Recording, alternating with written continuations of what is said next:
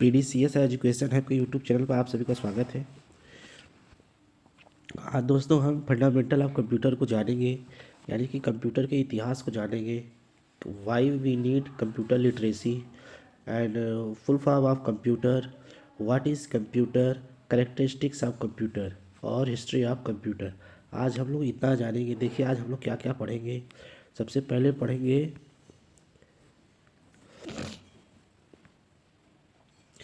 History of computer. फिर उसके बाद पढ़ेंगे फुल फॉर्म ऑफ कंप्यूटर। तीसरा पढ़ेंगे कैरेक्टरिस्टिक्स ऑफ कंप्यूटर। आज हम इन तीन चीज़ों को जानेंगे। तो चलिए, यह सभी क्लासों के लिए इम्पोर्टेंट है। कंप्यूटर का ज्ञान सभी के लिए ज़रूरी होता है। तो चलिए स्टार्ट करते हैं। सबसे पहले हम लेंगे number 2, full form of computer. Computer का फुल फॉर्म क्या होता है? तो कंप्यूटर सबसे पहले देखिए COMPUTER। C stand for common,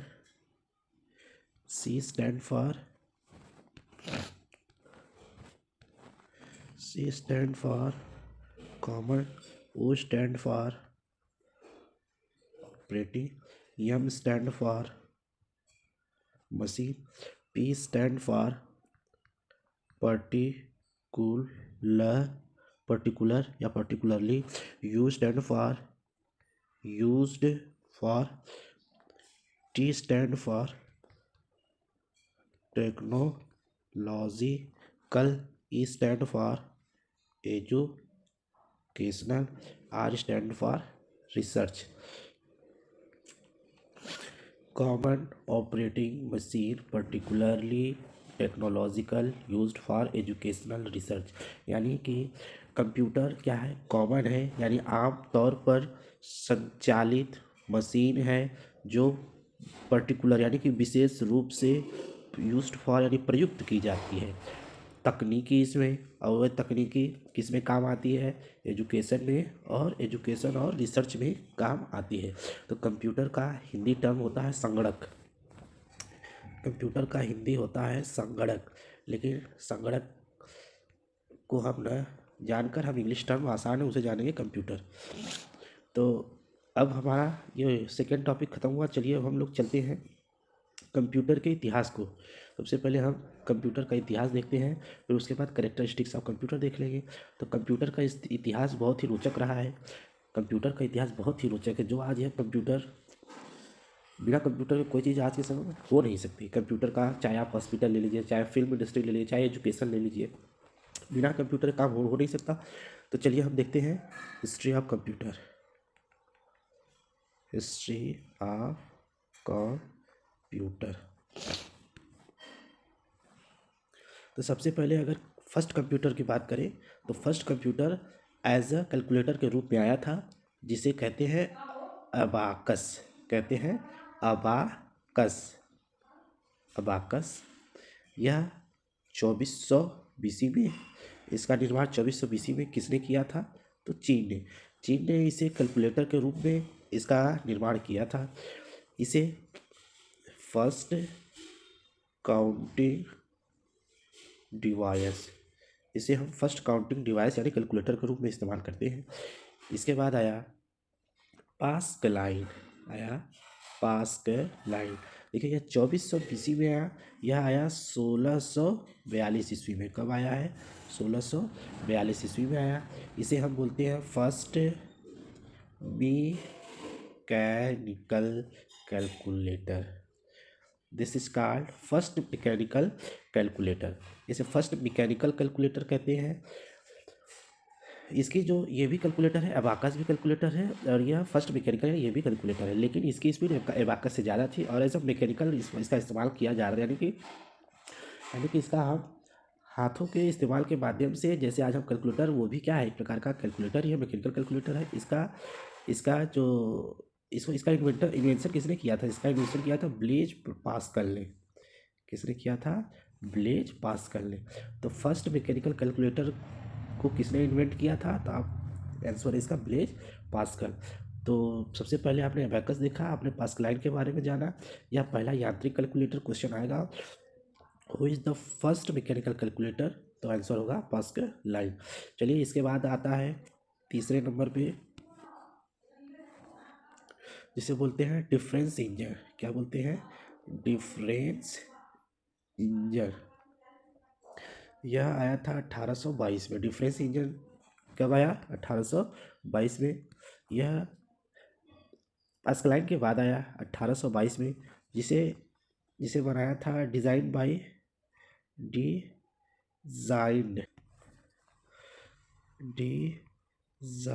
by Charles Babbage.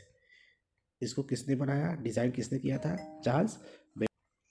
तो यह कब डिज़ाइन किया गया था? 1822 में। ऐसे किसने डिज़ाइन किया था? चार्ल्स बेबेज ने, डिफरेंस इंजन। चलिए इसके बारे में कुछ आपको और बता देता हूँ। जो इसके पहले मैंने बताया था, जो पास्कलाइन ये भी मैकेनिकल कैलकुलेटर है। और यह मैकेनिकल वो कैलकुलेटर है, लेकिन आज जिस कंप्यूटर का आप इस्तेमाल करते हैं उस रूप में यह आ चुका था। और इसको हम लोग स्वचालित इस्तेमाल कर सकते थे। इसको कैसे? स्वचालित। जैसे आज का कंप्यूटर है, ये भी क्या होता है? स्वचालित ही होता है। जो पास्कलाइन है, इसमें आप जोड़ घटाव कर सकते थे। एक चीज़ ऐड कर लीजिए कि हम इसमें जोड़ व घटाना केवल कर सकते थे। इस कैलकुलेटर में एडिशन और सब्ट्रैक्शन कर सकते थे। लेकिन जो एबाकस था, इसमें हम लोग क्या कर सकते थे? केवल काउंटिंग। क्या कर सकते थे इसमें हम? काउंटिंग। आप एबाकस को कई जगह आप शॉप पे देख सकते हैं, जिसमें क्या होता है, एक खड़ी सी आकृति होती है, उसमें कई सारे डॉट्स पॉइंट होते हैं, ऊपर नीचे करके इसमें काउंटिंग बच्चों को सिखाया जाता है। तो डिफरेंस इससे जाना आपने कि यह स्वचालित फर्स्ट मैकेनिकल कंप्यूटर कोई क्वेश्चन आएगा तो आप बोलेंगे डिफरेंस इंजन 1822 में। इसके बाद चलिए देख लेते हैं कि इसके बाद नंबर आता है एनालिटिकल इंजन। किसका आता है? Analytical engine. यह फर्स्ट जनरल पर्पस, जो आज हमारा जनरल पर्पस ऑफ कंप्यूटर है, इसको ऐसे इस्तेमाल किया, इसके लिए इसे बनाया गया था। इसे किसने बनाया था? तो चार्ल्स बेबेज ने। किसने बनाया था? चार्ल्स बेबेज ने बनाया था। और आगे चलकर चार्ल्स बेबेज को ही क्या कहा गया? Father of computer. क्या कहा गया? Father of computer. अगर आपसे जी के क्वेश्चन आता है who is father of computer, तो आप क्या बोलेंगे? Charles Babbage. Who is father of computer? Charles Babbage, क्योंकि इन्होंने ही डिफरेंस इंजन बनाया। जो आज का जो कंप्यूटर है उसका पूर्ण रूप इन्होंने दिया था। इसी को बोलते हैं एनालिटिकल इंजन। लेकिन इसका साइज़ बहुत बड़ा होता था। क्या होता था? इसका साइज़ बहुत बड़ा होता था। तो जो आज की जो आधुनिक कंप्यूटर है उसका यह न्यू है, बेस है। कौन है? Analytical engine. उसके कंप्यूटर का मूर्त रूप, जो बेस रूप किसने दिया है? Analytical engine. इसको किसने बनाया था? चार्ल्स बेबेज ने। इसीलिए इन्हें फादर ऑफ कंप्यूटर कहा जाता है। तो आपने इतना जाना कंप्यूटर कब कैसे आया, कब बना। सबसे पहले अबाकस आया, फिर पास्कलाइन आया, फिर डिफरेंस इंजन आया, फिर एनालिटिकल इंजन आया। चलिए हम जान लेते हैं। हमारा लास्ट टॉपिक बचा है कैरेक्टरिस्टिक्स। क्या? Characteristics of computer. क्या है? Characteristics of computer. तो यानी कि विशेषताएं, कंप्यूटर की विशेषताएं। सबसे पहले इसकी विशेषताएं की बात करें, स्पीड, यानी कि कंप्यूटर वर्क वेरी फास्ट। तो इसीलिए हम कंप्यूटर को क्या कैलकुलेटिंग डिवाइस भी कहते हैं, क्योंकि हम कंप्यूटर के माध्यम से कैलकुलेशन भी कर सकते हैं। तो इसकी स्पीड, यानी कि कैलकुलेशन बहुत वेरी फास्टली कर सकते हैं। तो इसका सबसे पहली विशेषता क्या है? स्पीड। सेकेंड है एक्यूरेसी। क्या है? एक्यूरेसी क्या होता है? यानी कि इसमें जो भी आप कार्य करेंगे एरर फ्री रिजल्ट देगा। क्या देगा?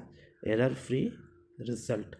यानी कि computer give us error free result. So second one is accuracy, first one is speed, and third one is storage.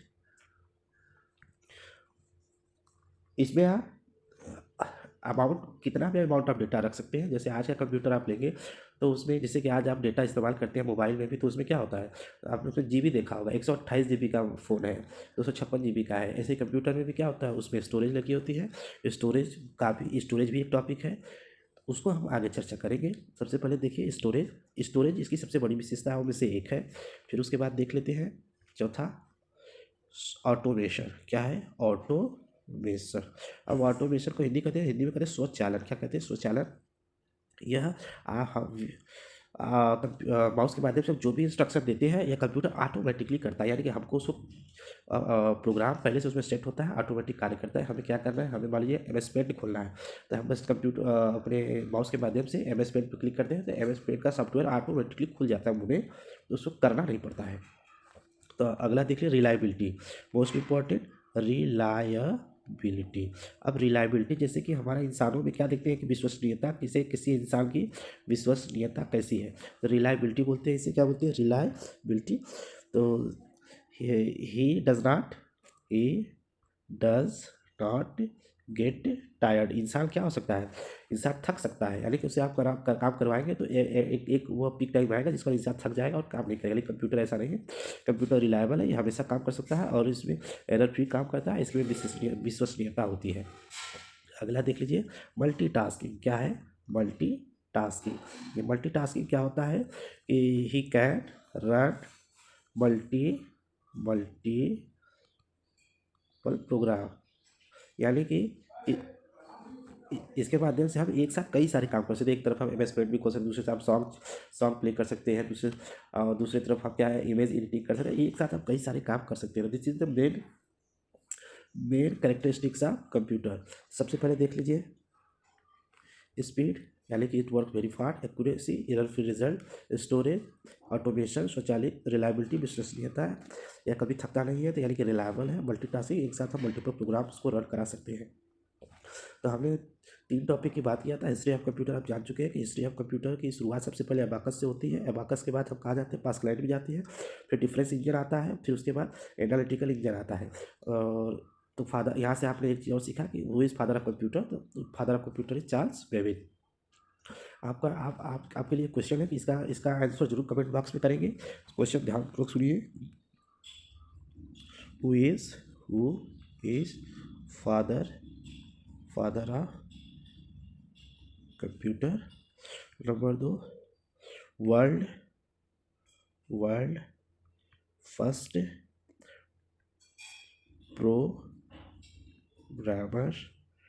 First programmer name, यानी कि दुनिया की जो पहली प्रोग्रामर उसका क्या नाम है।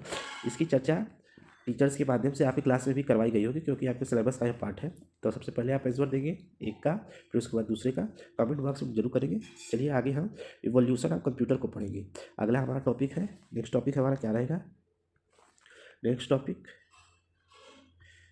इवोल्यूशन ऑफ कंप्यूटर, यानी कि कंप्यूटर का इवोल्यूशन कैसे हुआ, यानी जनरेशन पढ़ेंगे। First generation, second generation, third generation और फोर्थ जनरेशन और फिफ्थ जनरेशन।